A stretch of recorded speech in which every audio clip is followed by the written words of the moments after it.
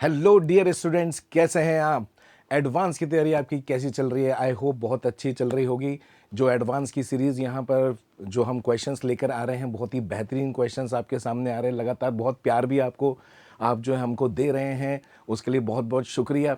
मैं Rohit Malav, physics faculty, BTech IIT Roorkee, 12+ years of experience आपके लिए लेकर आ गया हूं वो क्वेश्चंस जो कि यूनिक भी हैं और जेई एडवांस इसका इस्तेमाल भी कर सकता है। इस पे अपन को फोकस करना है, ठीक है। तो मैं आपको ये बताता हूँ कि जेई एडवांस जो ऑप्टिक्स से रिलेटेड क्वेश्चंस पूछता है, वो मतलब लगभग कंफर्म है कि वो मल्टीपल कॉन्सेप्ट जरूर लेकर आएगा। केवल ऑप्टिक्स से क्वेश्चंस अगर हम देखते हैं तो केवल प्रिज्म में आ जाते हैं, कभी लेंस में आते हैं, लेकिन लेंस प्लस मिरर कॉम्बिनेशन होता है। मिरर के साथ साथ में कोई और भी आपके मैकेनिक्स के प्रॉब्लम्स हो सकते हैं। जैसे कि आप ये देख पा रहे हो कि पहला क्वेश्चन जो मैं आपके लिए लेकर आया हूँ, उसके अंदर अपने पास है एक कॉनकेव मिरर। कॉनकेव मिरर के साथ साथ में हमारे पास स्प्रिंग मास सिस्टम है। चलिए शुरुआत करते हैं पहला क्वेश्चन, और ये रहा आपके स्क्रीन के सामने। Let's read it. A mass जिसकी वैल्यू हमको 50 ग्राम दे रखी है is dropped on a vertical spring of spring constant की वैल्यू हमको गिवन है from the height of h is equal to 10 centimetre. The mass sticks to the spring.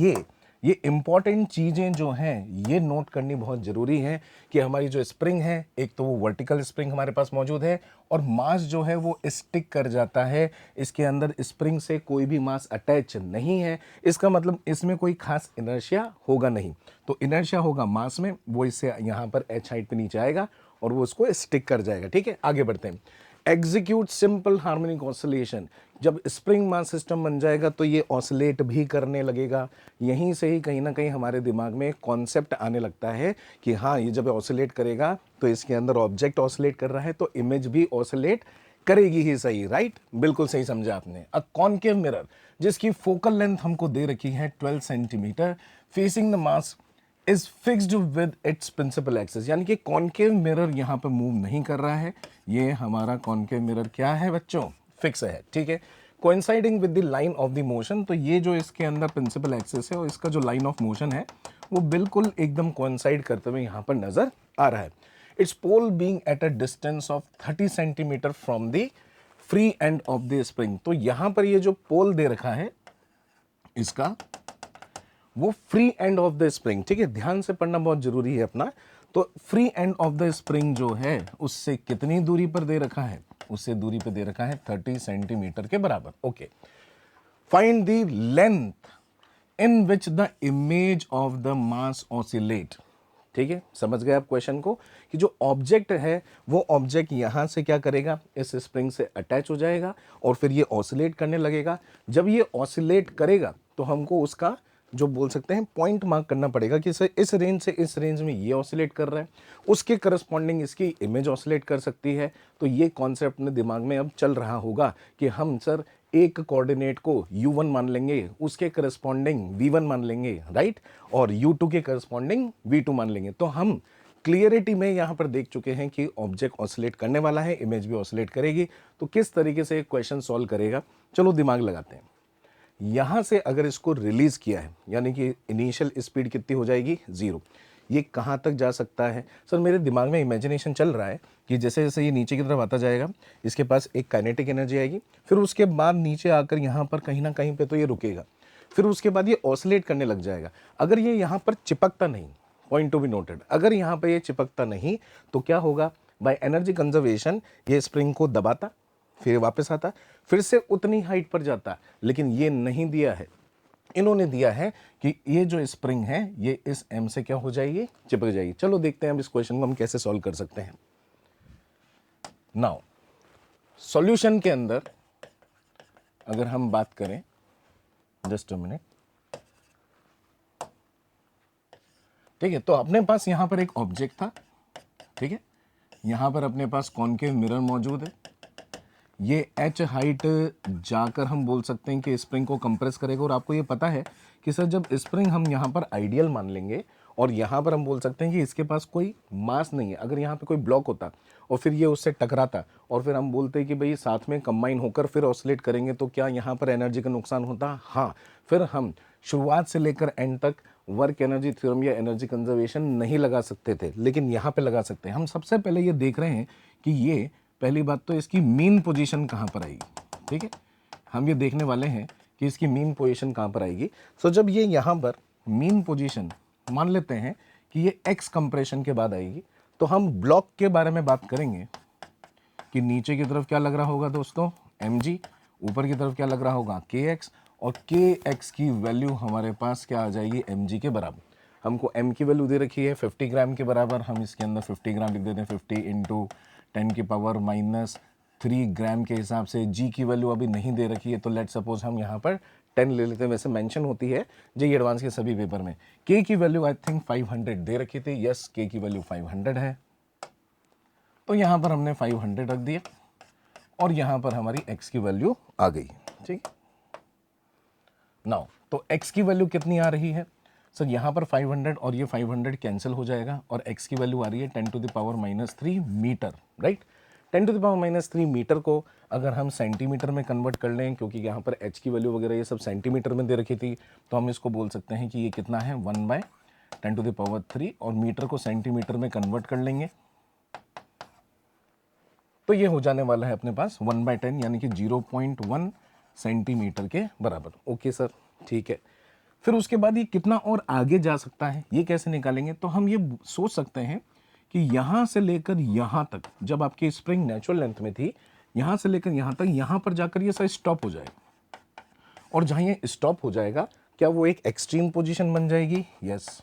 अब मेरे दिमाग में क्या चल रहा है, जो आपके दिमाग में भी चलना चाहिए, कि अगर मुझे मीन पोजीशन मिल गई, यानी कि ये एसएचएम का जो हाइब्रिड क्वेश्चन है इसके अंदर मीन पोजीशन मुझे मिल गई, अगर मुझे एक्सट्रीम पोजीशन भी मिल जाएगी तो इनके बीच का क्या मिल जाएगा मुझे सर, मुझे एम्पलीट्यूड के बारे में जानकारी मिल जाएगी, और फिर उसके बाद it will oscillate with the same amplitude. ठीक है, तो हमारा लक्ष्य क्या बन चुका है कि हम एम्पलीट्यूड की वैल्यू एक बार निकाल दें, फिर उसके बाद हम ये देख लेंगे कहाँ कहाँ पे ऑसिलेट कर रहा है, फिर उस मिरर से हम डिस्टेंस निकाल लेंगे and then we can solve with the mirror formula, right.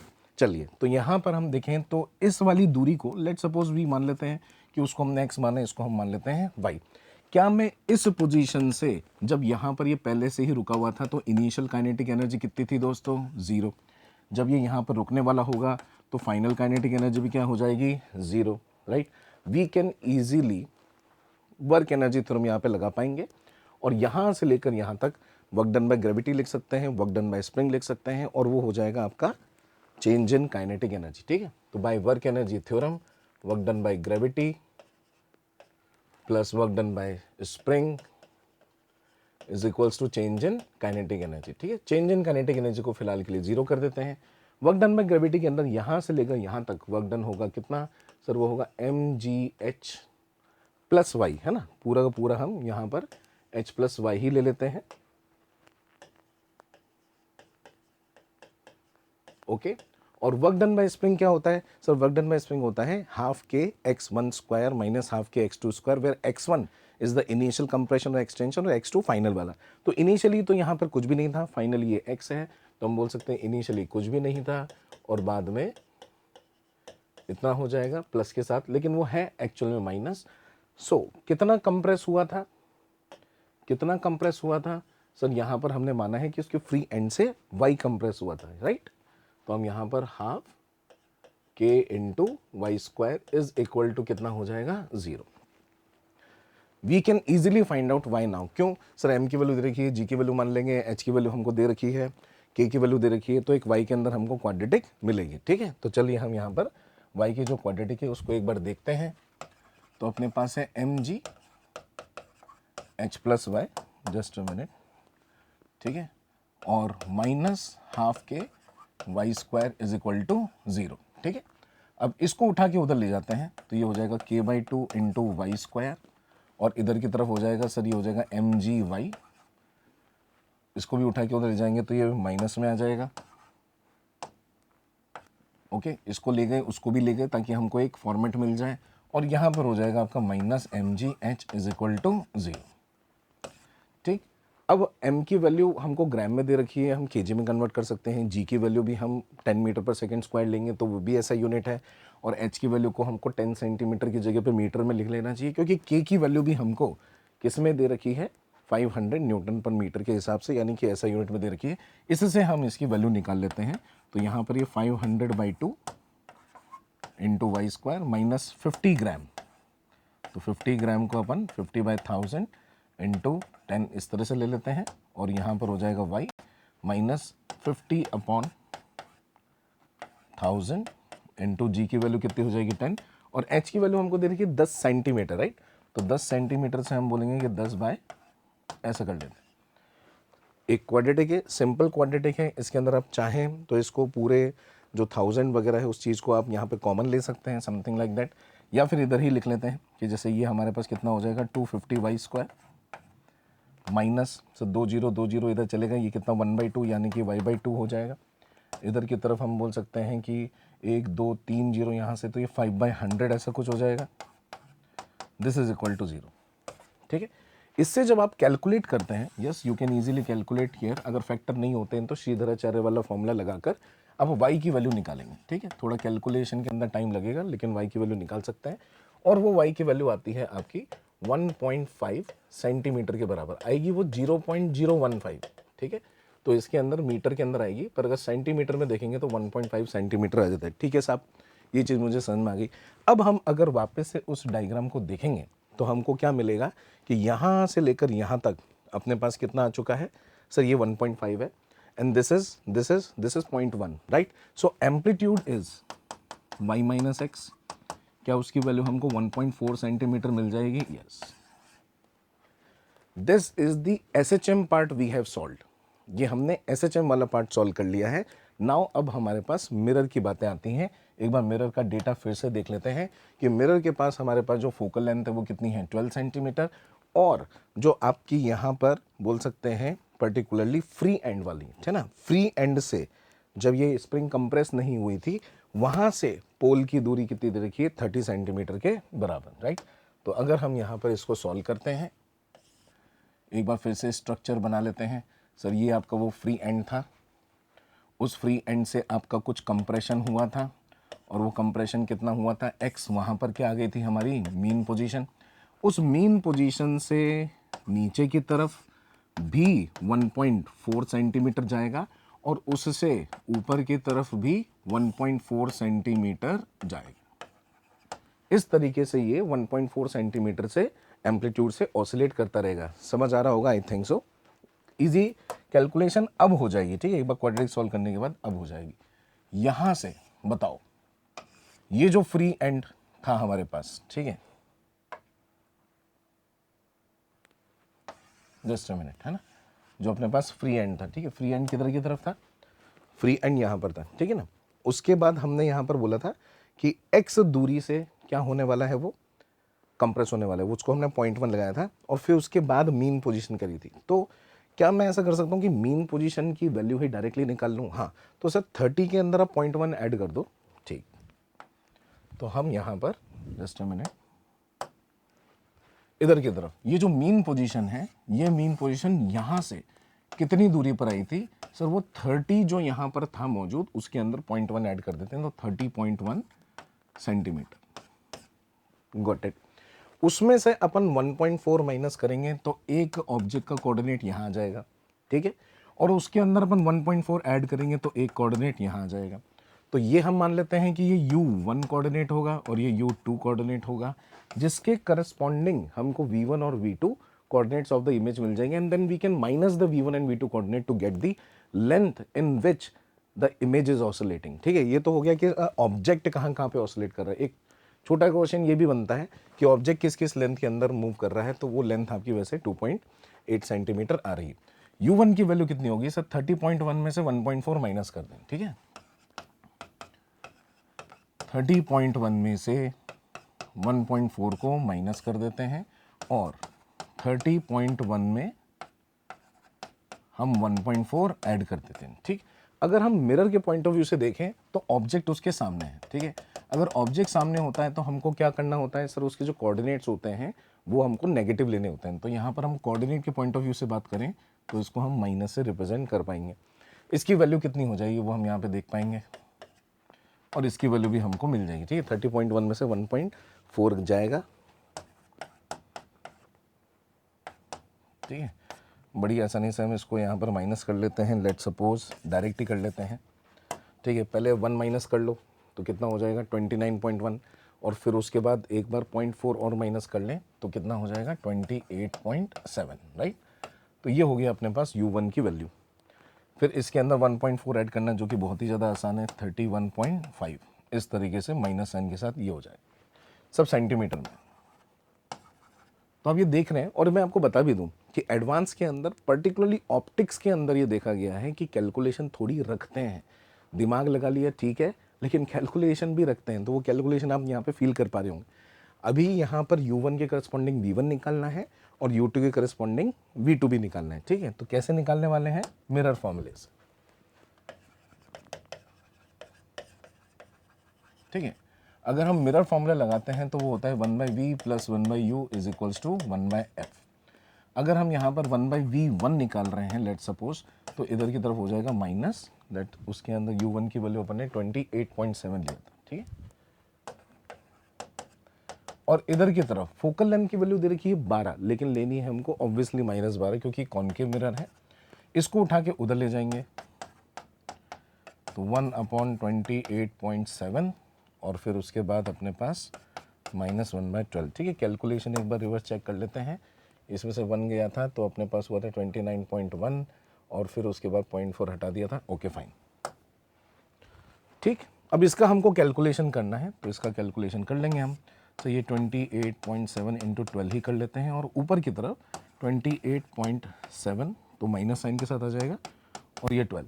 इससे अपन को V1 की वैल्यू मिल जाएगी, ठीक। इससे अपन को V1 की वैल्यू मिल जाएगी और V1 की वैल्यू मैंने कैलकुलेट रखी हुई है आपके लिए।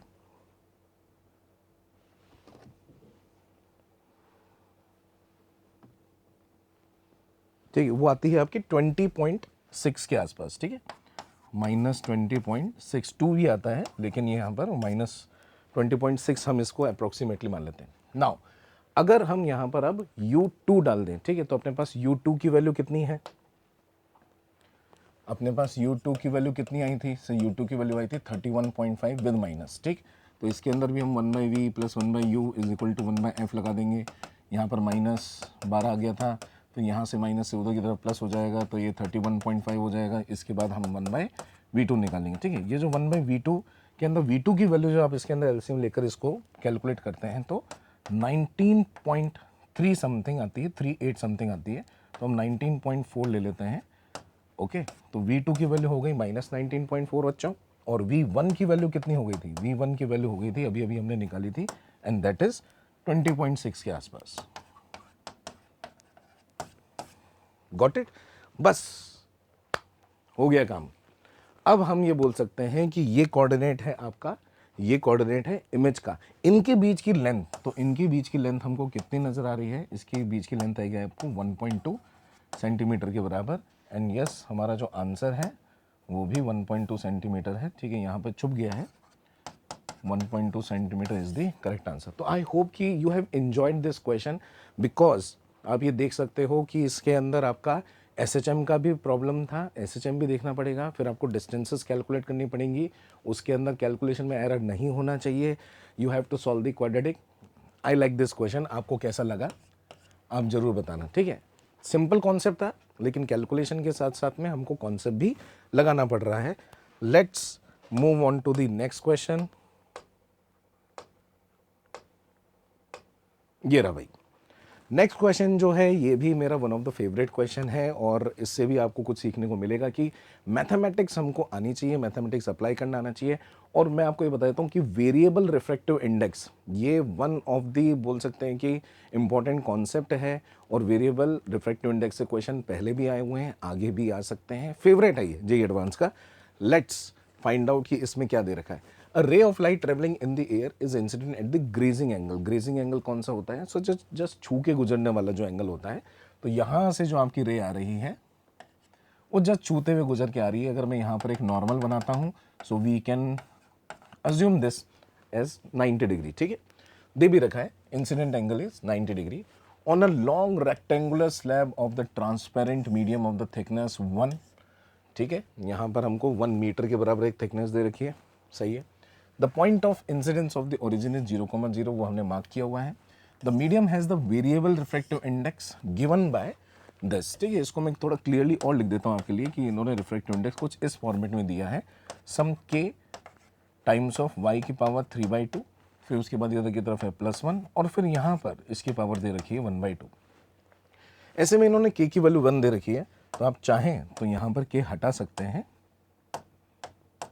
ठीक है, चलिए, the refractive index of the air is 1, तो यहाँ से ये एयर से एंटर कर रहा है, यहाँ पे रिफ्रैक्टिव इंडेक्स 1 है। अगर मैं y की वैल्यू यहाँ पर 0 भी डाल देता हूँ तो देखिए y की वैल्यू 0 डालने पर n की वैल्यू 1 आ रही है। तो यहीं से ही आपके जैसे जैसे y में हम ऊपर जाते जा रहे हैं, जैसे जैसे ऊपर जाते जा रहे हैं, वैसे वैसे रिफ्रैक्टिव इंडेक्स क्या होता जा रहा है, चेंज होता जा रहा है। ठीक है, ओके, ये इमेजिनेशन हमारा डेवलप हो गया।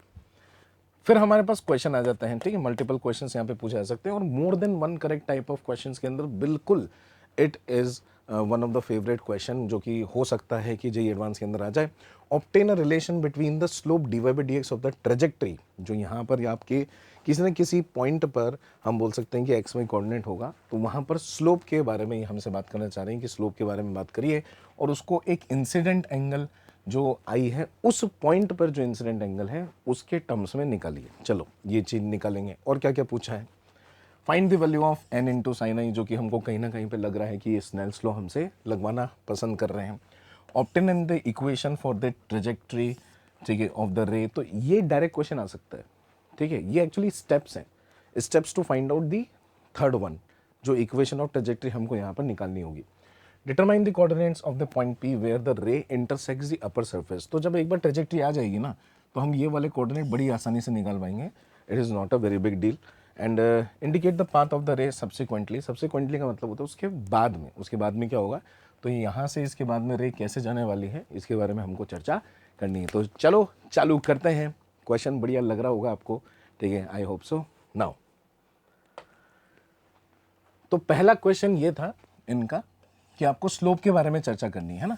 ठीक, तो यहाँ से हम बोल सकते हैं कि किसी पॉइंट पर अगर मैं यहाँ पर नॉर्मल बनाऊँ, अब देखो इसके अंदर ना कई बच्चों को कन्फ्यूजन होता है इस वेरिएबल बोल सकते हैं स्लैब वाले या वेरिएबल रिफ्रैक्टिव इंडेक्स में सर नॉर्मल कैसे बनाएं, क्योंकि इसके अंदर एक जैसे स्लैब दे रखा है, राइट, और यहाँ से ऐसे ऐसे रे जा रही है, तो सर मतलब इस रे के हिसाब से मैं यहाँ से ऐसे नॉर्मल बनाऊँ या फिर यहाँ से मैं इस तरीके से, इस तरह से भी तो नॉर्मल बना सकता हूँ। इस केस में इस तरह से नॉर्मल क्यों नहीं बनेगी वो चीज़ समझाने की कोशिश। मैंने आपको क्या बोला था कि y में जैसे जैसे चल रहे हैं वैसे वैसे रिफ्रैक्टिव इंडेक्स चेंज हो रहा है। तो अगर ये y का फंक्शन है ना, तो y के फंक्शन के अंदर अपन को ऐसे लाइनें बनानी है और उसके परपेंडिकुलर नॉर्मल लेंगे। अगर ये x का फंक्शन होता ना तो हम क्या बोलते हैं कि सर जैसे जैसे x में जा रहे हैं वैसे वैसे क्या हो रहा है, आपके मल्टीपल स्लैब, छोटे छोटे स्लैब्स यहाँ पर आगे बना सकते हैं। तब हम क्या बोलते हैं कि ये नॉर्मल है, नहीं ये स्लैब है और ये नॉर्मल। ठीक है, तो अभी हमको क्या दे रखा है सर, हमको y के फंक्शन में दे रखा है, तो ये चीज़ आपको यहाँ पर बनाने की ज़रूरत नहीं है। कुछ इस तरीके से हम बनाएंगे, ये रहा भाई, ठीक है, इधर की तरफ हमने बना लिया। नाउ ये आपका स्लैब वाला सरफेस है, इसके परपेंडिकुलर ये जो हम लाइन खींची है ये आपकी normal, this is the normal है। और ये जो आपकी रे आ रही है उसका एंगल ऑफ इंसिडेंस कितना मान लेते हैं, आई, और ये वाला एंगल भी सामने कितना हो जाएगा, आई। ये वाला एंगल हम जो स्लोप बनाएंगे, जो हम टेंजेंट बनाना चाह रहे हैं, इसको दूसरे कलर से बता सकते हैं। लेट सपोज कि हमने यहाँ पर ये एक टेंजेंट बनाई थी और उसका ये एंगल हम यहाँ पर बोल सकते हैं कि कितना है, theta. What is slope actually, sir slope is nothing but tan theta, और उस टेन थीटा को हम dy/dx भी लिख सकते हैं। आगे हम थोड़ी इक्वेशन ऑफ ट्रेजेक्टरी वगैरह भी चाहिए हमको, इसलिए तो ये आई है, तो यहाँ पर भी आई है। क्या ये थीटा की वैल्यू को हम 90 माइनस आई से लिख सकते हैं, क्यों नहीं। तो जैसे हम यहाँ पर 10 ऑफ 90 माइनस आई लिखने वाले होंगे तो आपकी जो स्लोप की वैल्यू है वो कितनी हो जाने वाली है सर, वो कॉट आई जैसी हो जाएगी या 1/10 आई जैसी हो जाएगी। ठीक, और इसी फॉर्मेट में ये चाहते भी थे कि हमारा आंसर आए, देखिए टेन थीटा dy/dx कॉट आई जैसा यहाँ पर आपको दे रखा है। चलिए भाई, तो ये ऑब्टेन द रिलेशन वाली बात होगी। Find the value of n sin i, जो कि स्नेल्स लॉ से हम इजीली निकाल सकते हैं। देखिए यहाँ पे से जब रे आपकी एंटर हुई थी, ठीक है, तो ऑलमोस्ट कितना एंगल बना रही थी इसे, 90 डिग्री। और बताइए कि यहाँ पर रिफ्रैक्टिव इंडेक्स जो n0 एयर का चल रहा है वो कितना मान लेते हैं हम, 1।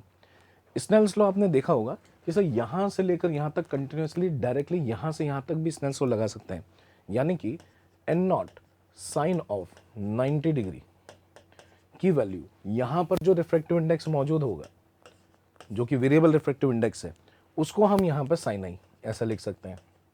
तो n इंटू साइन आई की वैल्यू कितनी हो जाने वाली है 1। n इंटू साइन आई की वैल्यू कितनी हो जाने वाली है 1। अगर हमको कभी साइन आई की ज़रूरत पड़ती है तो साइन आई की वैल्यू कितनी हो जाएगी 1/n हो जाएगी। और क्या फिर हम कॉट आई निकाल सकते हैं? यस सर, इससे एक रिलेशन मिल रहा है कि अगर मेरे पास स्लोप है dy/dx और वो dy/dx क्या है कॉट आई, लेकिन I know the value of sine i, so we can easily find out कि dy/dx का आपके इस n रिफ्रैक्टिव इंडेक्स से क्या रिलेशन बनता है। ठीक, उसी पर हम आगे बढ़ते हैं क्योंकि इक्वेशन ऑफ ट्रेजेक्टरी उसी से ही मिलने वाली है। ठीक, so what we get is कि साइन आई की वैल्यू,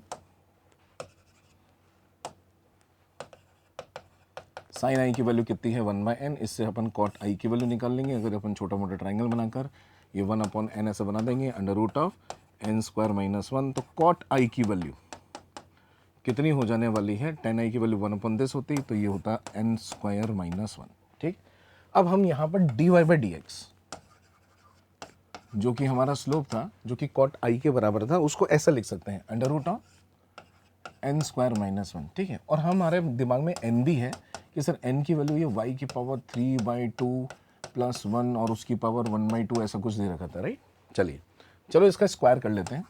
n² की वैल्यू कितनी हो जाएगी, y की पावर 3/2 + 1, 1 को उठाकर इधर भी ला सकते हैं, तो n² - 1 को ही रिप्लेस कर सकते हैं y की पावर 3/2 से। ठीक, तो यहाँ हम बोल सकते हैं कि ये क्या है, y की पावर 3/2, ये dy, ये dx, y वाले टर्म अलग ले लेते हैं, x वाले टर्म अलग ले लेते हैं, तो ये हो जाएगा y की पावर -3/2 dy और ये है dx। ठीक है, इसका क्या कर देते हैं अपन इंटीग्रेशन, तो y की पावर -3/2 का इंटीग्रेशन -3/2 + 1 -3/2 + 1, लिमिट वगैरह हम लगा देंगे।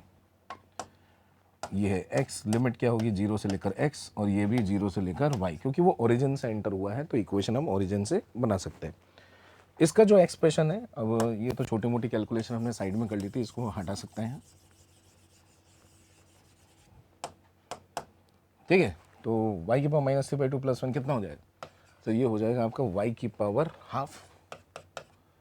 ओके, और इधर की तरफ कितना हो जाने वाला है, -हाफ। गॉट इट, और यहाँ पर हो जाएगा x।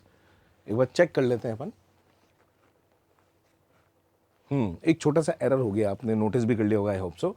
n² - 1 y की पावर 3/2 है, लेकिन सर उसका अंडर रूट भी तो है, राइट। तो ये अगर अंडर रूट है तो क्यों ना हम इसके अंदर इसकी पावर 3/4 ही कर दें। ठीक है, इधर की तरफ 3/4 कर दें, इधर की तरफ 3/4 कर दें, इधर की तरफ 3/4 कर दें। अब हम यहाँ पे देखेंगे तो y का एक्सप्रेशन कितना आने वाला है अपने पास, y की पावर -3/4 + 1 1/4, और यहाँ पर भी 1/4।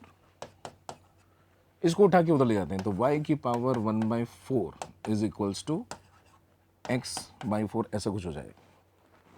अगर पूरी तरफ से अपन को इसको पावर 4 में ले जाना है तो y = x/4 की पावर 4। आई थिंक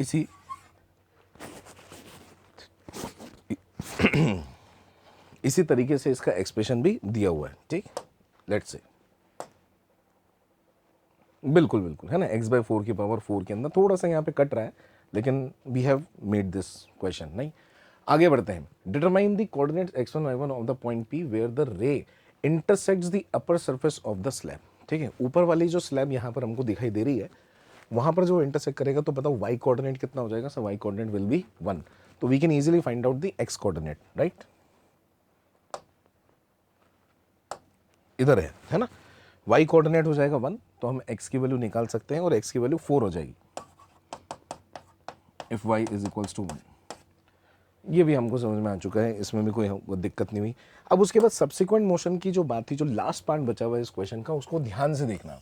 ठीक है, ये वाली चीज़ जेई मेंस ने भी एक बार यूज़ कर रखी है। ठीक है, हालांकि मैं जेई मेंस का नाम इसलिए नहीं ले रहा हूँ कि भाई सर इजी क्वेश्चंस का नाम क्यों ले रहे हो। देखो, ऐसे कॉन्सेप्ट जो है वो तो हमने डेवलप कर ही लिए हैं।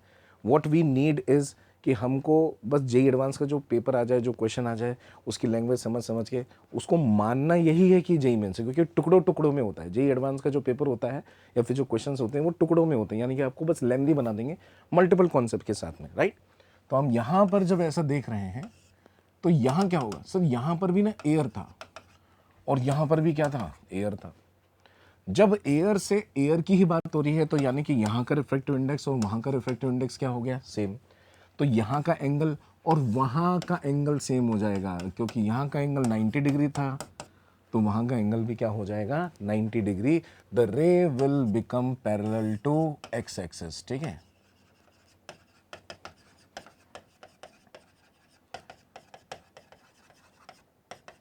एक्स एक्सिस के पैरेलल हो जाएगा। Got it. So this question is also done. चलिए हम नेक्स्ट क्वेश्चन की तरफ चलते हैं।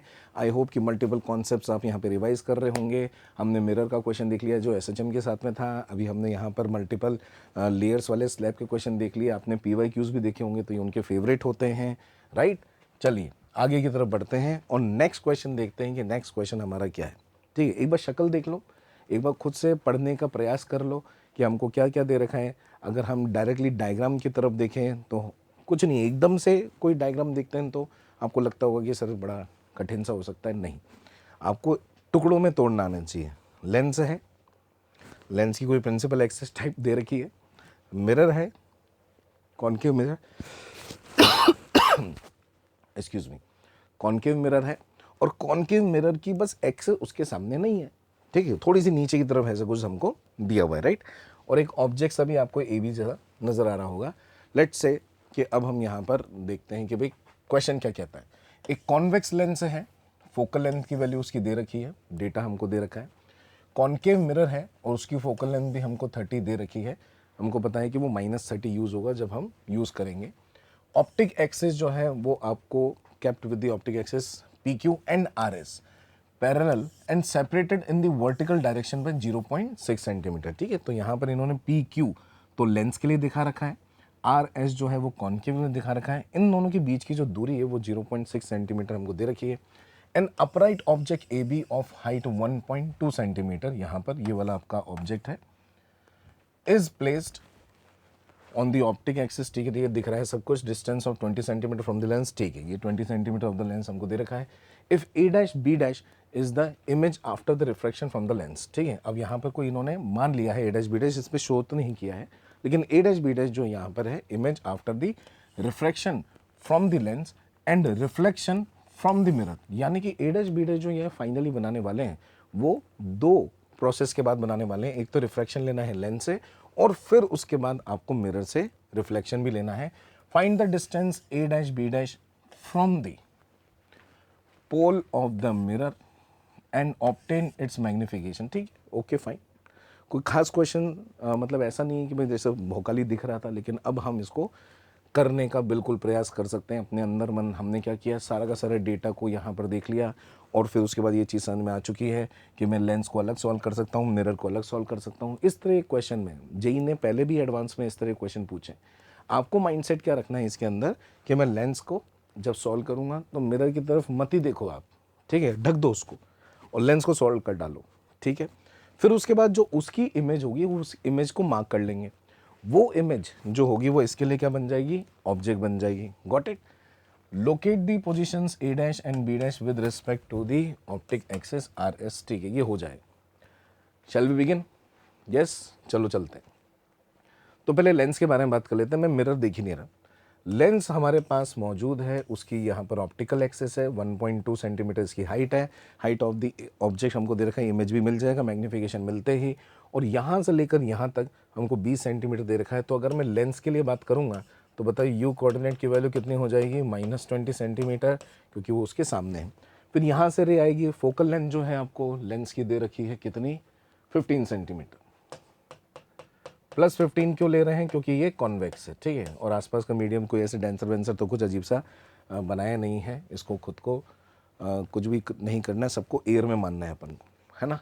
और फिर अब इससे हम v की वैल्यू निकाल लेते हैं। तो 1/v -1/u is equals to 1/f, lens फॉर्मूले से v की वैल्यू निकाल ली जाए तो कितना आ जाता है, 1/f के अंदर f की वैल्यू हो जाती है 15 सेंटीमीटर, यहाँ पर u की वैल्यू माइनस डालेंगे, माइनस माइनस प्लस हो जाएगा, लेकिन वो फिर से उधर जाके माइनस हो जाएगा। तो इधर की तरफ हम बोल सकते हैं कि चलो एलसीएम 60 जैसा ले लो, ये हो जाएगा आपका कितनी बार में, 4 बार में, ये हो जाएगा आपका 3 बार में, ठीक है। तो v की वैल्यू कितनी आ जाएगी आपकी 60 सेंटीमीटर, ठीक है। क्या ये हमारे पास माइनस में आ रहा है, एक बार चेक कर लेते हैं, ठीक है। v की वैल्यू 60 सेंटीमीटर दे रखी है, तो माइनस तो नहीं है, प्लस है। इधर नहीं, इधर की तरफ, तो यहां से 60 यानी कि यहां पर है ना 30 सेंटीमीटर को भी क्रॉस कर जाएगी। और मैग्निफिकेशन कितना हो गया सर, v की वैल्यू 60 है, u की वैल्यू हमारे पास -20 है, तो जो आपका मैग्निफिकेशन होगा वो मैग्निफिकेशन होता है v/u, ठीक। आगे बढ़ जाते हैं। अगर हम लेंस के लिए सॉल्व कर रहे हैं तो u की वैल्यू कितनी थी, -20 थी, v की वैल्यू कितनी आ गई, +60 आ गई। अगर मैं इसका मैग्निफिकेशन देखूंगा, इसको m1 बोल देते हैं, वो v/u से निकालते हैं लेंस के अंदर, तो ये हो जाएगा 60/20, कितना हो गया सर, -3 हो गया। अब -3 का मतलब क्या है वो देख लेते हैं। ये जो हमको हाइट दे रखी थी ये 1.2 सेंटीमीटर है, ठीक है। तो 3, अगर इसका मैग्नीट्यूड है 3, तो ये 3 गुना हो जाएगी, यानी कि 3.6 सेंटीमीटर की हो जाएगी। माइनस का मतलब होगा कि इन्वर्टेड बनेगी, ठीक है। तो यहाँ पर 3.6 सेंटीमीटर, यहाँ पर है b, तो यहाँ पर है b', यहाँ पर है a, तो यहाँ पर है a', ठीक है, इन्वर्टेड बनेगी। उससे पहले तो अपने पास एक मिरर ही आ गया है, ठीक है। उससे पहले तो अपने पास एक मिरर ही आ गया है, और उसकी जो प्रिंसिपल एक्सेस है उससे नीचे की तरफ है 0.6 सेंटीमीटर, ठीक। तो इससे यहां पर ये है अपने पास मिरर, और ये उसकी प्रिंसिपल एक्सेस। अब मुझे लेंस देखना ही नहीं है, ये है बात। जब लेंस का काम हो गया तो लेंस को छुट्टी दे दो। और अब मिरर की बात करते हैं, तो सर ये भी मिटा दो, ये भी मिटा दो, सब मिटा दो, वो सब दिमाग में मिटा दिया हमने, ठीक है। अब बताओ कि ये जो a' है, ये a' इस प्रिंसिपल एक्सिस से कितना नीचे है सर, यहाँ से लेकर यहाँ तक, क्योंकि ये 0.6 है तो उसमें से माइनस करूँगा तो कितना हो जाएगा 3 सेंटीमीटर। और जो b' इस प्रिंसिपल एक्सिस से सर ऊपर है, और वो ऊपर कितना दे रखा है हमको 0.6 सेंटीमीटर, राइट। तो हमको ये पता लग गया है कि हमारे जो ये मिरर है उससे जो 2 पॉइंट्स हैं, उसको 2 पॉइंट्स को अलग अलग ऑब्जेक्ट मान लीजिए आप, ठीक है। a' मान लो, b' मान लो, ठीक। अब इसके लिए यहाँ से लेकर यहाँ तक कितनी दूरी है सर 30 सेंटीमीटर, और वो रेज जो जा रही होंगी वो उसके पीछे जा रही होंगी। अगर मिरर के पीछे अगर आप एक वर्चुअल ऑब्जेक्ट लेते हो तो आपको अब मिरर के लिए सॉल्व करना है, तो उसके लिए u कोऑर्डिनेट कितना लेना पड़ेगा, प्लस, और उसकी जो फोकल लेंथ है, इसकी जो फोकल लेंथ हमको दे रखी थी, वो फोकल लेंथ एक बार डेटा चेक कर लेते हैं। 30 सेंटीमीटर दे रखी, तो -30 लेंगे क्योंकि कॉनकेव मिरर है, ठीक। इससे हमको 1/v plus 1/u is equals to 1/f। अब हम मिरर के लिए सॉल्व कर रहे हैं, सॉल्व किया जा सकता है, ठीक। तो 1/v प्लस 1/u में हम 1/v की वैल्यू निकालना चाहते हैं। इधर की तरफ हो जाएगा आपका +30, उधर जाने पर -30, और f की वैल्यू पहले से ही -30, तो ये v की वैल्यू आ जाएगी आपकी -15 सेंटीमीटर, ठीक है। अब ये what do mean bye -15 centimetre, sir ये मिरर के सामने होगा। मिरर के पीछे वाले कोऑर्डिनेट पॉजिटिव होते हैं और मिरर के सामने वाले क्या होते हैं आपके नेगेटिव। तो v की वैल्यू -15, यहाँ से लेकर यहाँ तक की दूरी कितनी थी सर 30 थी, तो इसके बीच में यहाँ पर इस प्लेन में, ठीक है, इसको अपन एक डिफरेंट कलर से बना देते हैं। इस प्लेन के अंदर, ठीक है, इस प्लेन के अंदर ये पॉइंट्स मौजूद होंगे। अब इसका मैग्निफिकेशन देख लेते हैं, ठीक है। तो m2 की वैल्यू अगर मैं मिरर के लिए बात करता हूँ, तो मिरर के लिए बात होगी तो कितना बोलेंगे हम सर, -v/u के कोऑर्डिनेट से मिरर के लिए लगाया जाता है। v की वैल्यू कितनी है आपकी -15, u की वैल्यू कितनी थी आपके पास, लेट्स सपोज +30, तो हम बोलेंगे माइनस माइनस प्लस, सर ये 1/2 हो गया। क्या ये प्लस में आ रहा है, यस। अगर ये प्लस में आ रहा है इसका मतलब कि इरेक्ट इमेज बनेगी। अगर a' नीचे है तो जो फाइनल हम यहाँ पर बनाने वाले हैं, ठीक है, इसको हमने वैसे a' की जगह पर कुछ और नाम देना चाहिए था, क्योंकि फाइनल इमेज इन्होंने a' बोली थी, लेकिन फाइनल इमेज को चलो लेट्स सपोज अपन a" बोलते हैं। सर ऐसा क्यों कर रहे हो, ये जो 3 सेंटीमीटर है ना, उस 3 सेंटीमीटर की जगह पर वो नीचे केवल 1.5 सेंटीमीटर क्यों बनेगा, क्योंकि मैग्नीफिकेशन आधा है। उसी तरीके से अगर हम बात करेंगे तो ये जो 0.6 है, ये 0.6 से थोड़ा सा नीचे की तरफ यहाँ पर आपका कितना दूरी हो जाएगा, ये 0.3 हो जाएगा, ये कितना हो जाएगा अपने पास 1.5। ओके, तो इसकी अगर हम लेंथ देखेंगे टोटल मिलाकर वो 1.8 जैसा यहाँ पर आने वाला है। लेट्स सी कि ये हमसे क्या चाहते हैं। इन्होंने हमसे केवल लोकेशन पूछी थी, लोकेशन हमने निकाल दी है। अगर कोऑर्डिनेट हमसे पूछे जाएंगे तो कोऑर्डिनेट भी हमको मिल गए हैं, और वो कोऑर्डिनेट कितने हैं, अगर हम इसको ओरिजिन मान लेते हैं तो इधर की तरफ ओरिजिन कहाँ पे लिया है, with respect to the optic axis R S के ऑप्टिक एक्सिस के हिसाब से करना है। तो हम बोल सकते हैं कि ऑप्टिक एक्सिस है तो इसके सामने है तो मतलब माइनस में ले लेंगे। ठीक है, तो यहाँ देख रहे हो आपको ये -15 सेंटीमीटर दिया हुआ है, -15। ठीक है, ये -1.5 किसके लिए दिया हुआ है सर? -1.5 दिया होगा आपके ए के लिए। ठीक है, इधर की तरफ यहाँ पर इससे नीचे की तरफ है, तो 1.5 नीचे है, 15 सेंटीमीटर आगे है, तो इसके कोऑर्डिनेट कितने हो गए -15 सेंटीमीटर, तो इधर की तरफ, और -1.5 सेंटीमीटर नीचे। ऑप्टिक एक्सिस के पॉइंट ऑफ व्यू से बात कर रहे हैं। ऑप्टिक एक्सिस का मतलब कि एक्सिस से नीचे होगा तो कोऑर्डिनेट नेगेटिव होगा, एक्सिस से ऊपर होगा तो कोऑर्डिनेट पॉजिटिव होगा।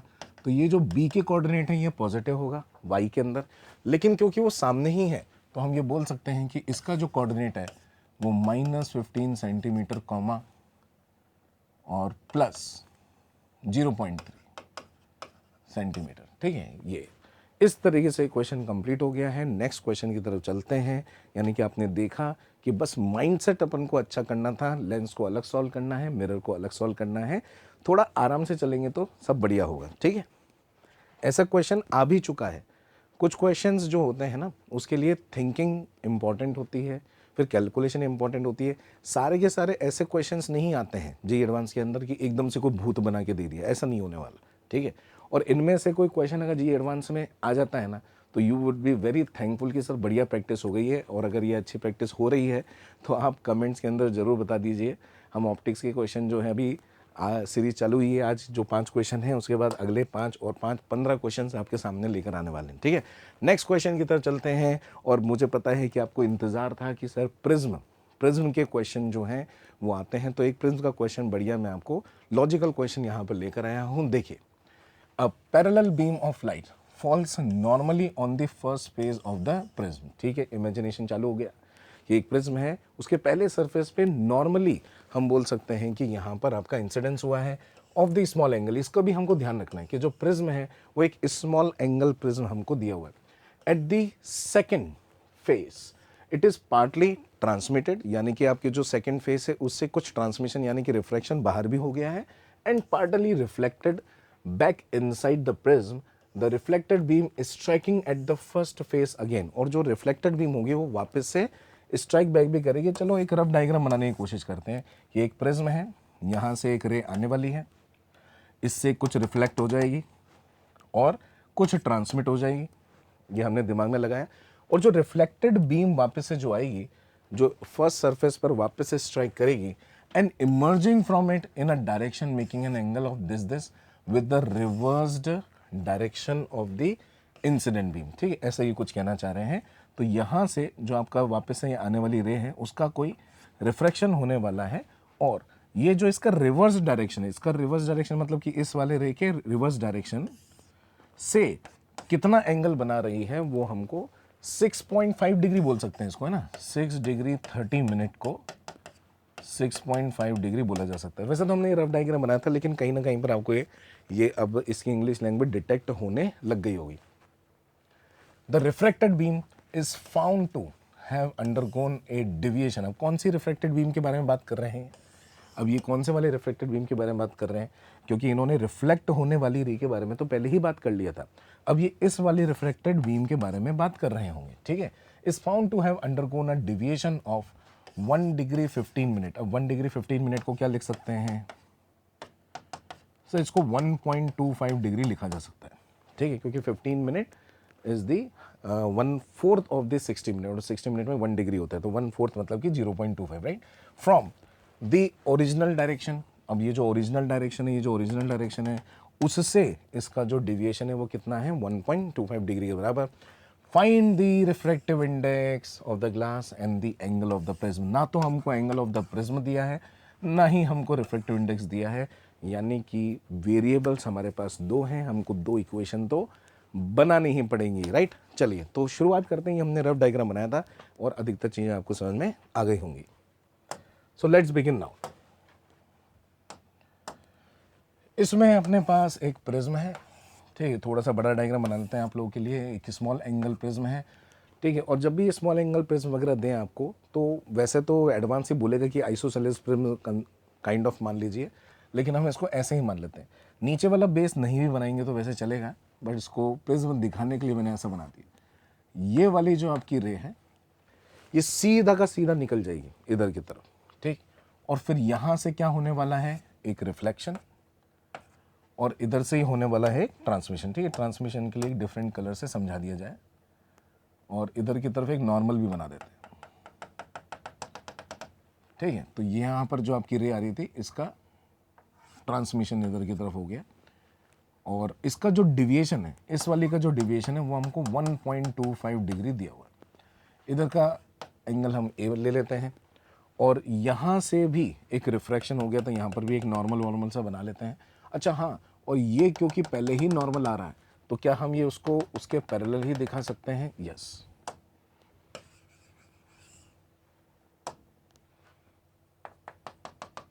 ठीक है, तो ये वाली चीज़ें जो हैं ये दोनों के दोनों पैरेलल हम मान रहे हैं, क्योंकि ये सरफेस के ये भी परपेंडिकुलर ही आया था, और ये भी हमने एक नॉर्मल बनाया है।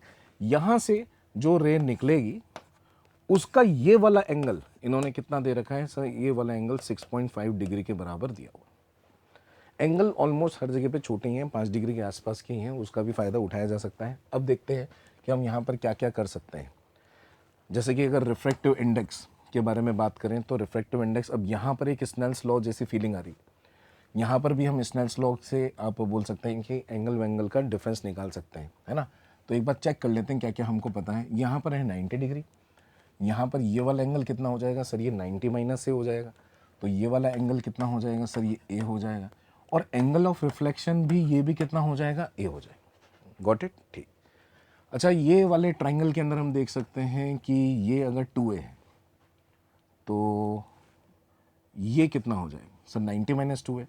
तो ये वाला जो एंगल है ये भी कितना हो जाने वाला है? 2a। तो एक स्नेल्स लॉ के बारे में तो यहाँ पर बन जाने वाली है mu into sine of 2a is equal to, यहाँ पर जो आपका ये एंगल है उसके हिसाब से अगर बात करते हैं तो बाहर मीडियम 1 मान लेते हैं एयर का, और साइन ऑफ 6.5 डिग्री,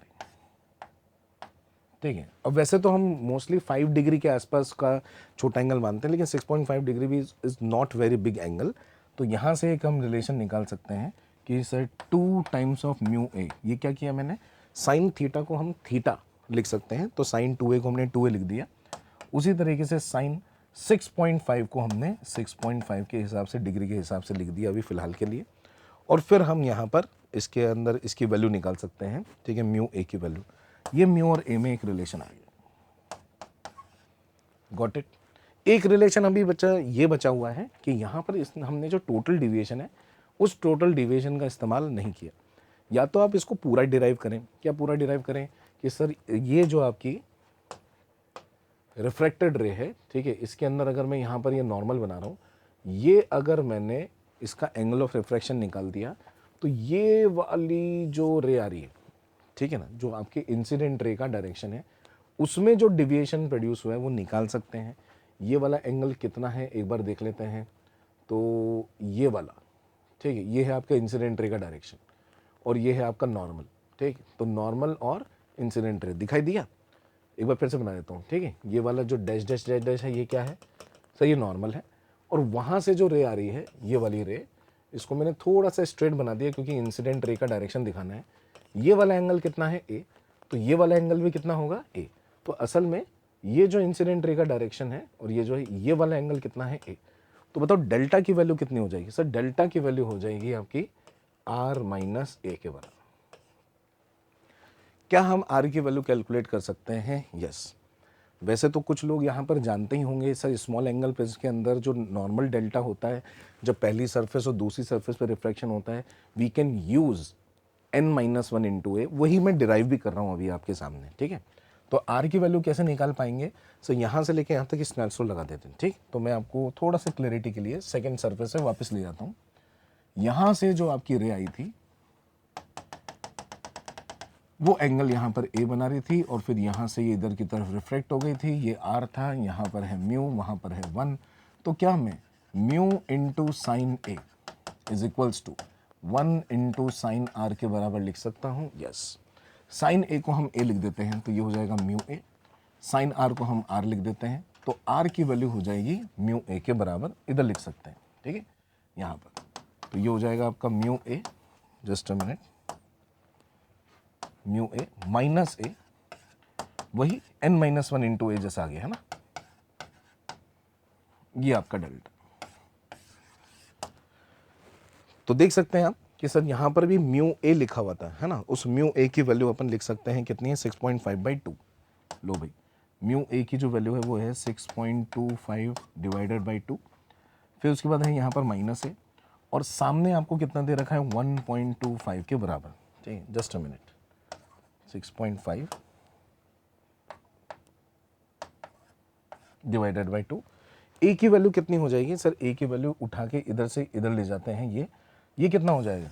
सर ये हो जाएगा 3.25। 3.25 में से 1.25 माइनस करेंगे तो ए की वैल्यू 3.25 में से 1.25 माइनस करेंगे तो कितना आ जाएगा? सर 2 डिग्री, ठीक है। और आई होप कि इसका आंसर 2 डिग्री ही दिया हुआ है, ये रहा, ठीक है। तो सारी कैलकुलेशन आपके सामने भी है and we can easily find out mu now, ठीक, क्योंकि हमको ये पता है कि जो आपके म्यू इंटू ए की वैल्यू, जस्ट अ मिनट, ठीक है, म्यू इंटू ए की वैल्यू पता है, ए की वैल्यू डाल देंगे और वो 4 हो जाएगा, 4 की वैल्यू इधर डाल देंगे, डन, ठीक। तो ये प्रिज्म का जो क्वेश्चन है उसके अंदर मैं आपको ये कहना चाह रहा हूँ कि ध्यान ये रखना है कि स्नेल्स लॉ कभी नहीं भूलना। स्नेल्स लॉ हमेशा प्रिज्म के क्वेश्चन में मदद करता है। थोड़ा बहुत डेविएशन का अगर आपको आइडिया होगा तो और बेहतर रहेगा, राइट। चलिए, तो प्रिज्म का भी एक क्वेश्चन हमने कर लिया। Moving on to the 5th question of this video, ठीक है। तो 5th क्वेश्चन आपके सामने दिख रहा है, वही देखो। अब एडवांस की जो खास बात है ना वो ये है, ये लो भाई, बड़ा सा क्वेश्चन, बहुत बड़ा सा क्वेश्चन है। लेकिन ये चीज़ हमेशा ध्यान रखना, बड़े से क्वेश्चन में आधे से ज़्यादा पार्ट केवल डेटा होता है। तो यानी कि क्वेश्चन जो होता है, उस क्वेश्चन में क्या पूछा है और उसको हम किस तरह से कॉन्सेप्चुअली उसको रिजॉल्व करने वाले हैं, उसको सॉल्व करने वाले हैं, ये इंपॉर्टेंट कर जाता है। डेटा एक बार दिमाग में क्या है, केवल काम में आता है, तो उसको डेटा को एक बार केवल आंखों से रीड कर लें और फिर उसके बाद साइड में लिख लें अगर लिखना है तो, और फिर उसके बाद मेन क्वेश्चन पर आए कि असल में करना क्या चाह रहे हैं, ठीक है। बस वो ये थिंकिंग प्रोसेस अपन को डेवलप करना है एग्जाम के वक्त भी। अभी भी हम कर चुके हैं, अभी भी हम कर रहे हैं, और एग्जाम के वक्त भी, ठीक। 2 स्फेरिकल कॉनकेव मिरर्स हमको दे रखे हैं। यहाँ पर ये 2 कॉनकेव मिरर दे रखे हैं, बीच में एक छोटा सा गड्ढा सा इन्होंने बना रखा है, ओके। उनकी फोकल लेंथ आपको इक्वल माननी है, और अगर इन्होंने फोकल लेंथ के एक्सप्रेशन में कुछ दे रखा हो तो ये रहा, देखो ऐसा कुछ f करके माननी है, फोकल लेंथ को हम f मान लेते हैं। Are put against each other with their reflecting surfaces facing each other, ठीक है। तो इस तरह से इनको फेस कर रखा है। इधर बना देता हूँ मैं, यहाँ पर एक कॉनकेव मिरर और यहाँ पर भी एक कॉनकेव मिरर है, लेकिन एक आंख जैसा कुछ बना रखा है इन्होंने, है ना। यहाँ पर एक स्पेस है जो कि हम बोल सकते हैं कि एम्प्टी स्पेस है, लेकिन दोनों की जो फोकल लेंथ है वो क्या दे रखी है हमको? सेम दे रखी है, और दोनों का जो रिफ्लेक्टिंग साइड है वो एक दूसरे की तरफ दे रखा है। The upper mirror has an opening at its centre, okay. A small object O is kept at the bottom of the cavity so formed.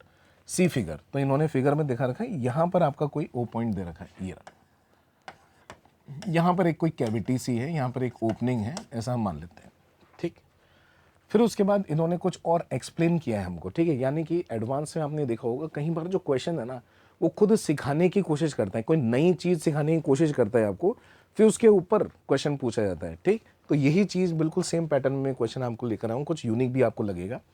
The top mirror produces a virtual image of the object and the lower mirror then creates a real image of this virtual image. जो पहला object है, जो पहला mirror है, वो क्या करेगा? एक वर्चुअल इमेज बनाएगा, ठीक है सर, मेरे को याद आ गया, concave mirror can form virtual and real image of the real object, okay fine, ठीक है। तो वो वर्चुअल बनाएगा, फिर जो नीचे वाला है वो उस वर्चुअल का एक रियल इमेज बनाता है, ठीक है, एक रियल इमेज बनाता है। द सेकेंड इमेज जो बनेगी is created just outside the cavity. अब ये जस्ट आउटसाइड द कैविटी का मतलब है कि जस्ट कैविटी पे ही बना देंगे हम तो, ठीक। तो सेकेंड इमेज कहाँ पर होने वाली है, उसकी लोकेशन हमको पता लग गई कि वो तो कैविटी पर ही होनी चाहिए। This creates an optical illusion as if the object is raised above the original position. देखो ये कुछ नया सिखाने की कोशिश कर रहे हैं। अगर आपने कभी जिंदगी में इस तरीके की चीज बनाई, ठीक है, कि लेट सपोज ये आपका कॉनकेव मिरर है, यहां पर क्या दे रखा है आपका ऑब्जेक्ट, इस ऑब्जेक्ट को फ्लोटिंग ऑब्जेक्ट सा प्रतीत होगा, ठीक है, ये फ्लोटिंग ऑब्जेक्ट सा प्रतीत होगा। अगर कोई ऊपर से देखता है तो उसकी जो आपकी सेकंड इमेज यहाँ पर ये बनाने की कोशिश कर रहे हैं वो यहाँ बनेगी, यानी कि h हाइट ऊपर, ठीक है, इन्होंने यहाँ पर ये h दे भी रखा है, तो ये एकदम फ्लोटिंग जैसा दिखने लगेगा। सेकंड इमेज यहाँ पर बनने वाली है, ऐसा इन्होंने बोला है। और h और f के बीच में कॉम्बिनेशन पूछा होगा। Let's see this, prove that the height h shown in the figure, ये वाली जो हाइट दे रखी है, is related to the focal length of the mirror. अगर focal length of the mirror हमको f दे रखी है तो ये h की वैल्यू कैसे रिलेट कर सकती है वो हमको यहाँ पर दिया गया है। थोड़ा सा यहाँ कट गया, मैं आपको इसको बता देता हूँ कि 1/f is equals to 1/h plus of 1/h plus 1/h minus 1/f की पावर कितनी दे रखी है, -1। इस तरीके से इसको यहाँ पर बताया गया है कि भाई इस तरीके से आपको प्रूव करके बताना है इनके बीच में रिलेशन। फिर उसके बाद इन्होंने बोला है कोई रीराइट दी अबव इक्वेशन, और अगर जहाँ पर भी h/f है उसको x जैसा मान लें and solve it for the x की कौन कौन सी वैल्यूज पॉसिबल हैं ये भी हमसे प्रूव करवाना चाह रहे हैं। Let's begin. तो हमने वापस से अगर दिमाग में इसको देखें तो हमको करना क्या था सर, पहले ना ऊपर वाला जो ऑब्जेक्ट, ऊपर वाला जो मिरर था उससे एक वर्चुअल इमेज बनानी थी, ठीक है। तो पहले हम उससे v कोऑर्डिनेट निकाल लेते हैं, ठीक। तो हम ऊपर वाला मिरर, अपर मिरर ऐसा डाल देते हैं, ठीक है। तो अपर मिरर के अंदर एक स्मॉल ओपनिंग है, मतलब कि हम बोल सकते हैं कि भाई मिरर तो है ही ना वहाँ पर, और उससे कितनी दूरी पर हमारा ऑब्जेक्ट था सर, उससे h ऑब्जेक्ट। u कोऑर्डिनेट देखेंगे तो u कोऑर्डिनेट की वैल्यू कितनी हो जाएगी, -h। अगर आप यहाँ पर फोकल लेंथ को f मान लेते हैं, लेकिन अब उसके अंदर मैं न्यूमेरिकल f मानूं, विद साइन f मानूं, तो मान लेते हैं कि इसकी मैग्नीट्यूड जो है वो f है फोकल लेंथ का। तो कोऑर्डिनेट के हिसाब से हमको क्या लिखना पड़ेगा, coordinate of the focal length will be -f, ठीक। इससे हमारा कोई v क्रिएट होने वाला है वो चेक कर लेते हैं। तो 1/v plus 1/u is equals to 1/f के अंदर इस f की जगह पे हम -1/f लिख देंगे कोऑर्डिनेट के हिसाब से। u की जगह पर क्योंकि वो उसके सामने है तो हमको -h लिख देना है, और यहाँ पर हमको दे रखा है 1/v और इधर तो प्लस साइन है, इसको उठा के उधर ले जाते हैं तो ये कितना हो जाएगा 1/h माइनस 1/f, ये आपका 1/v। इसको अगर हम रेसिप्रोकल में देखेंगे तो v की वैल्यू कितनी हो जाने वाली है सर, 1/h माइनस 1/f की पावर -1, ठीक। अब देखो यहाँ से हमको कहीं ना कहीं पे एक्सप्रेशन भी नज़र आ रहा है कि हाँ सर वो जो आपकी v की वैल्यू थी ना वो कहीं ना कहीं पर देखो 1/h माइनस 1/f की पावर -1 वाला जो फॉर्मेट है वो हम लेकर आ सकते हैं। अब क्या करना है, अब ये जो वर्चुअल इमेज बनेगी 1/h माइनस 1/f की पावर -1, ये कहीं यहाँ पर बनेगी, ठीक है ना। वर्चुअल मतलब कि मिरर के पीछे, तो यहाँ से लेकर यहाँ तक का जो आपका दूरी होगा वो पॉजिटिव में आएगा कोऑर्डिनेट भी, और उसको हम डायरेक्टली किसके साथ ऐड कर सकते हैं, h के साथ, इस वाले मिरर के लिए, ठीक है। तो ये तो था अपना मिरर, अपर मिरर, मिरर 1 मान लेते हैं, और ये है अपने पास मिरर 2। अब मिरर 2 के बारे में क्या पता है सब, मिरर 2 के बारे में ये पता है कि ये जो भी आपका वर्चुअल इसकी वजह से जो बोल सकते हैं इमेज बनी है वो ऑब्जेक्ट की तरह काम करेगा। फाइनल इमेज जैसे वहाँ से टकरा के फाइनल इमेज यहीं पर ही आनी चाहिए, यानी कि इसका जो v कोऑर्डिनेट है वो इसके सामने होना चाहिए, वो -h होना चाहिए, ठीक है। मैं अलग से आपको बना देता हूँ कि हमारे पास अब जो ऑब्जेक्ट है वो वहाँ है, ठीक है, ऑब्जेक्ट यहाँ पर है, वो जो आपकी वर्चुअल इमेज बनी थी वही अब ऑब्जेक्ट का काम करेगी इसके लिए। यहाँ से लेकर यहाँ तक की जो दूरी है वो कितनी है सर, एक वो v कोऑर्डिनेट था और v कोऑर्डिनेट के साथ में वो h भी आपको जोड़ना था, ठीक है भाई। और फिर यहाँ से जो आपकी रेज आएगी वो आपकी इमेज बननी चाहिए, फाइनल इमेज जो बननी चाहिए वो आपकी बननी चाहिए कितनी ऊंचाई पर सर, एच पर, क्योंकि यही हमको दे रखा था, वहीं पर ही ओपनिंग मौजूद थी। तो चलो आ जाओ, अब हम वापस से मिरर फॉर्मूला लगाते हैं। मिरर फॉर्मूले के अंदर हम 1/v, अब v की जगह पर क्योंकि मिरर के सामने कोऑर्डिनेट है तो -h से रिप्रेजेंट करेंगे, प्लस 1/u, ऑब्जेक्ट कौन है सर, ऑब्जेक्ट वो है और वो भी मिरर के सामने है, तो इसको -v + h, जिसमें v की वैल्यू हम निकाल चुके हैं, बाद में पुट कर देंगे। और इधर की तरफ कितना हो जाएगा सर, ये 1/f विद माइनस, यानी कि हम कोऑर्डिनेट के साथ में काम करें, ये माइनस भी, ये माइनस भी और ये माइनस भी हम हटा सकते हैं, तो हमारे पास है 1/h प्लस 1/v की वैल्यू कितनी आई थी सर, वो 1/h माइनस 1/f की पावर -1 प्लस h, और ये हो जाएगा आपका 1/f।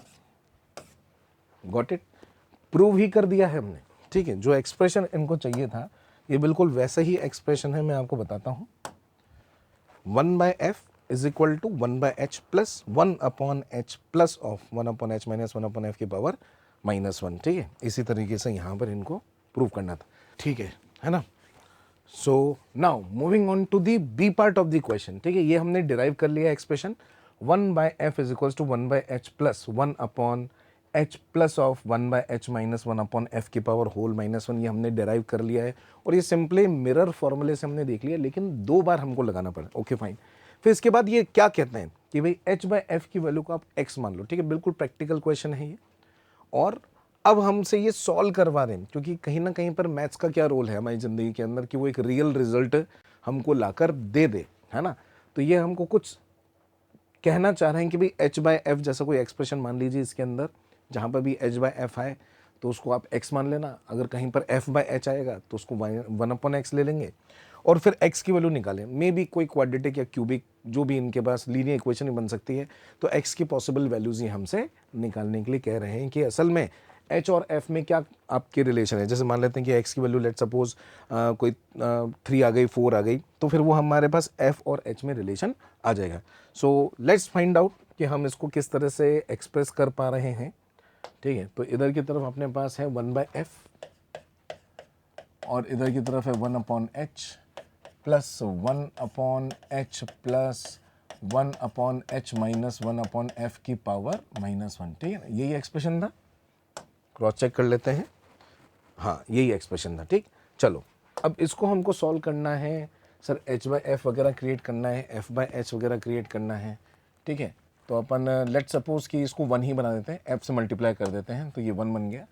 तो ये कितना हो गया आपका f/h, ठीक है। इधर भी हम f से मल्टीप्लाई कर रहे हैं ऊपर, नीचे की तरफ यहाँ पर h है, और इधर की तरफ 1/h माइनस 1/f की पावर -1, ठीक है।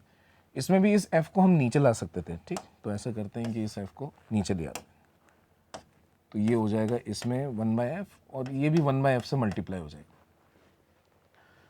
ओके। अब आप यहाँ पे देख पाओगे कि अगर मैं 1/f को अंदर ले जाता हूँ तो वो उल्टा होकर जाएगा, ठीक। और उल्टा होकर जाएगा तो हम ये बोल सकते हैं कि वो f/h यहाँ पे भी क्रिएट हो जाएगा, ठीक। और ये वाला टर्म तो अपना कैंसिल ही हो जाएगा, क्योंकि ये 1/f जो है 1/f से मल्टीप्लाई नहीं, उल्टा होकर जब मल्टीप्लाई होगा तो वो कैंसिल हो जाएगा, ठीक। तो यहाँ पर लग रहा है ऐसा कि हम h/f को तो x लिख सकते हैं, ये हो जाएगा आपका f/h, और f/h को हम क्या लिख सकते हैं 1/x, यहाँ पर 1 क्रिएट हो जाएगा, इसकी पावर -1।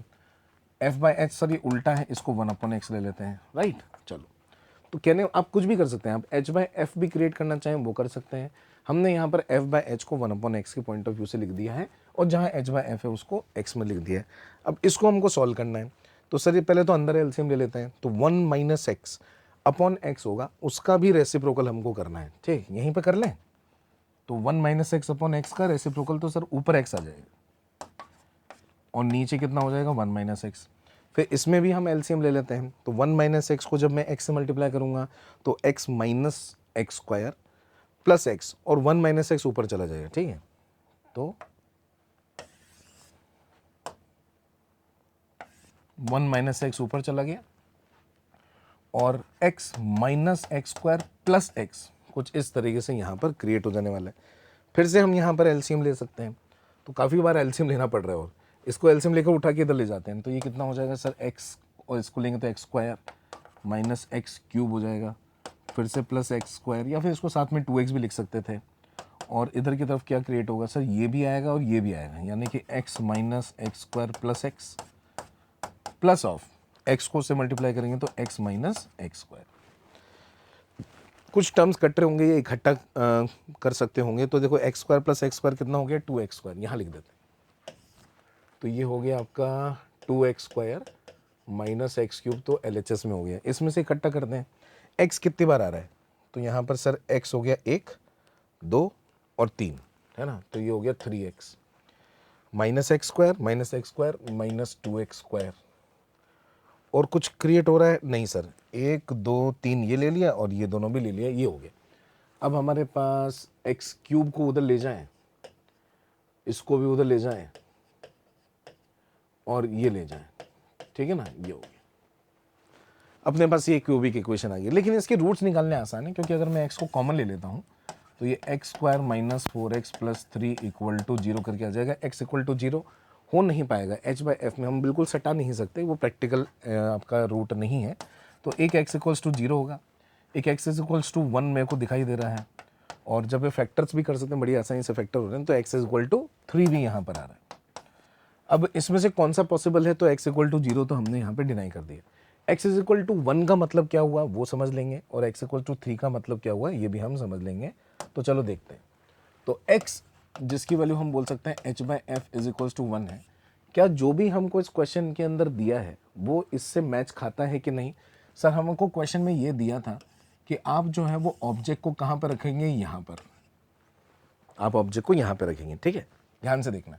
और ये वाली जो आपकी दूरी है, ये वाली दूरी हमारी h है, अगर वो f ही हो जाए तो क्या होगा सर, अगर ये इस वाले मिरर से f दूरी पर ही होगा, यानी कि उसकी फोकल लेंथ पर ही होगा, तो क्या होने वाला होगा, तो सर इसके जो ये पैरेक्सियल रेज हैं, ये जो पैरेक्सियल रेज होंगे ये आपके पैरेलल हो जाने वाली हैं इसके, और जब ये इसके पैरेलल हो जाएंगी यहाँ पर, और इस नीचे वाले मिरर के अगर रेज पैरेलल आएंगे तो बताओ कहाँ जाएंगी सर, अगर वो रेज पैरेलल आएंगे तो वो उसके फोकस पे जाएंगी, बिल्कुल, और उसका फोकस जो है क्या वो f दूरी पर ही आ रहा है, बिल्कुल सटीक, यानी कि हमने क्रॉस चेक भी कर लिया कि yes x is equals to 1 is possible, ठीक है, जिसके अंदर हमको क्या करना है, सबसे पहले वर्चुअल इमेज बनानी है ऊपर वाले से, और फिर रियल इमेज बनानी है नीचे वाले से, और उसी पॉइंट पर आना चाहिए जिस पॉइंट पर आपकी ओपनिंग है। गॉट इट सर, ठीक है, बिल्कुल एकदम सही तरीके का एक एग्जाम्पल आपके सामने था। वैसे देखा जाए तो अब ये रिजल्ट देखने के बाद हमको ऐसा लग रहा है कि सर बड़ा ही ईजी रिजल्ट है, इतना ज़्यादा कोई एक्सप्रेशन बनाने की ज़रूरत नहीं थी। अब देखो इसके अंदर क्या फोकल लेंथ दोनों की सेम दे रखी है, अगर फोकल लेंथ दोनों की अलग अलग दे रखी होती है, f1 दिया होता है, f2 दिया होता, तो एक अलग प्रोसेस होता है, वो प्रोसेस को हमको पूरा अलग से सॉल्व करना पड़ता है, ठीक है। तो ऐसा नहीं है कि हम हमेशा हिट एंड ट्रायल से ही काम कर लेंगे, पर यहाँ पर काइंड ऑफ हो रहा है कि अगर h और f बराबर हो जाते, ये अगर हम पहले सोच लेते, तो वन ऑफ द रूट ये यहाँ पर मौजूद है, क्योंकि बहुत ही आसान सा बन जाता है। कैसे सर, f पर होगा तो पैरेलल रे जाएगी, पैरेलल रे होगी तो फिर वो f पर ही उसको फोकस कर देगा, ठीक है, बहुत ही बढ़िया। क्या यहाँ पर x is equal to 3 possible है, what do mean by x equal to 3, sir इसको हम h/f लिखेंगे, तो h की वैल्यू कितनी हो जाएगी 3f। अब h की वैल्यू 3f का मतलब क्या है वो देखें, h की वैल्यू 3f, यानी कि ये वाला जो आपका मिरर है और ये वाला जो है आपका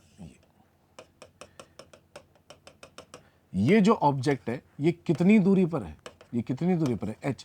लेकिन अगर आपने इसको 3f लिख दिया तो एक गड़बड़ हो जाएगी, क्या कि ये वर्चुअल ऑब्जेक्ट नहीं बना पाएगा, क्योंकि हमको ये पता ही है कि कोई भी कॉनकेव मिरर है वो फोकस के अंदर अंदर कोई ऑब्जेक्ट हो या फोकस पर हो तो हम बोलेंगे कि वर्चुअल ऑब्जेक्ट बनेगा, लेकिन जैसे ही फोकस से बाहर होता है तो उसके अंदर हम ये बोल सकते वर्चुअल ऑब्जेक्ट के वर्चुअल इमेज बनेगी।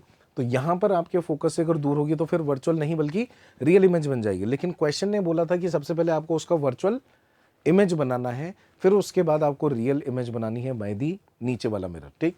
तो ये हमारी पॉसिबिलिटी इसलिए नहीं हो पाएगी क्योंकि अकॉर्डिंग टू द क्वेश्चन ये आपकी पहली बार में वर्चुअल इमेज नहीं बनेगी। तो आई होप कि आपको मोस्ट ऑफ द थिंग आज के जो 5 हमारे क्वेश्चन है उसमें समझ में आया होगा, और उसके अंदर कॉन्सेप्ट रिवाइज होंगे। ऐसे ही पढ़ते रहें, ऐसे डटे रहें आप, बिल्कुल एकदम शेर स्टूडेंट्स हैं और हम जो यहाँ पर क्वेश्चंस लेकर आ रहे हैं वो भी शेर क्वेश्चंस हैं, ठीक, और हम शेर एग्ज़ाम देने वाले हैं।